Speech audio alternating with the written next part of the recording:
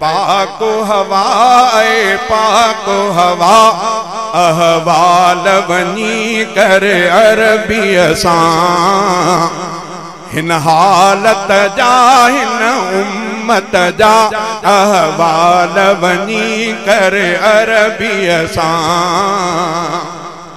मां इहो शेर चयमि त असांजे कूड़ आलमन सुवारन एतराज़ कया। मां भी मुझे भी जवानी ही एतराज़ क्यों को मां उन्हनि खे जवाब न ॾिनो। मां सिधो हज़रत साईं ॿेर वारनि ॾे वियुमि। साईं जन खे कचहरी लगी पई। मां भी वञी साईं जन सां मिलुमि।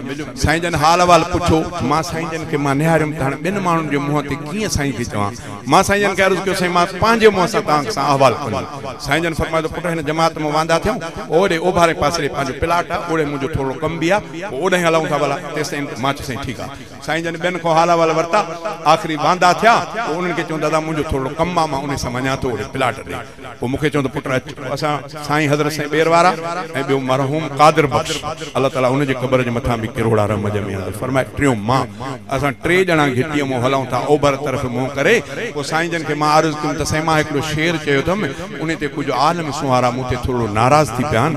पोइ मां इन जे करे आयुमि त मां साईं जन खे अर्ज़ु कयां उहो शेर बि ॿुधायां त शेर सही आहे त चवां जे सही न आहे त पोइ न चवां। साईं जन मूंखां पुछा कई त पुट शेर कंहिंजो आहे।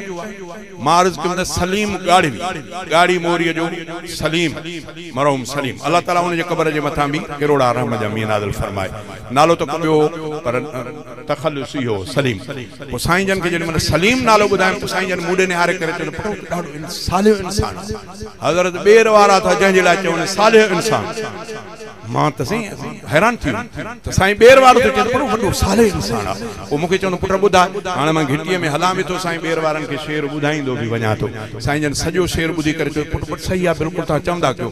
मां साईं जेको एतिराज़ था करनि पोइ पाण जेके जुमिला फरमायूं उहो मां इन करे ॿुधाईंदो आहियां पाण खे पढ़ाइण जे लाइ न पर नंढनि खे इन ॻाल्हि जे लाइ बि त उहे बि थोरो एहतियात करनि उमालक फतवा ॾियण जे लाइ।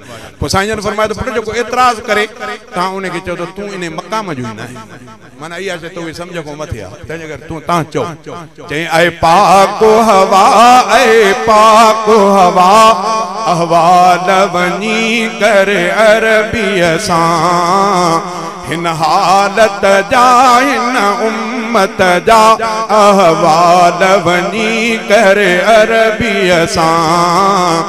अॼु उम्मत फिरका फिरका थी अॼु मिल्लत तबका तबका थी अॼु उम्मत फिरका फिरका थी अॼु मिल्लत तबका तबका थी तौहीद परस्तन जी थी गिला अहवाल वनी करे अरबीअ सां। पंहिंजे दिल में खुश अल्लाह जी नेमत जो शुक्रियो अदा थो कयां। मूंखे यकीन आहे हज़रत साईं ॿेर वारनि बि मुंहिंजे लाइ ज़रूर दुआ कई। हज़रत साईं अमरोटी साहब मोहम्मद शाह अमरोटी रहमतुल्लाह अल्लाह ताला उन्हनि जे क़बर जे मथां किरोड़ा रम जा मीं उन्हनि सां बि खोड़ सारा हवाल पर हाणे मां ॿुधाईंदुसि त वरी ईअं यका हवाल थींदा। हज़रत साईं हाफ़िज़ महमूद असअद हारेजवी रहमतुल्लाह उन्हनि सां खोड़ खोड़ कचहरियूं उन्हनि जूं दुआऊं हज़रत अमरोटीअ जूं दुआऊं हज़रत ॿेर वारनि जूं दुआऊं हज़रत मोहम्मद आलिम जरार पहोड़ वारा उन्हनि जूं दुआऊं हज़रत मोहम्मद याकूब सुमरानी रहमतुल्लाह अलैह उन्हनि जूं दुआऊं हज़रत सैयद अब्दुल्ला शाह बुखारी त मूंखे दुआउनि सां अॾे उन्हनि जो दुआउनि जो असर हज़रत साईं हैदरी साहब जिन उन्हनि खे बि ॾिठो या ॿुधो उन्हनि जो ताल्लुक़ मूंसां जेको उहो बि दुनिया जे ॾाढो लिकियल शिकियल कोन्हे। इन्हनि बुज़ुर्गनि जे दुआउनि सां अल्हम्दुलिल्लाह अबे अम्मा जे दुआउनि सां मां अम्मा जे ॾाढो आहियां ऐं अञा बि शींहं वांगुरु गजां छॾींदो त मां हलंदुमि कलाक छा त ॿ कलाक हलंदुमि। हा ईअं न आहे थोरो हाणे अचो त वरी हिन पासे ॾे मां अचां।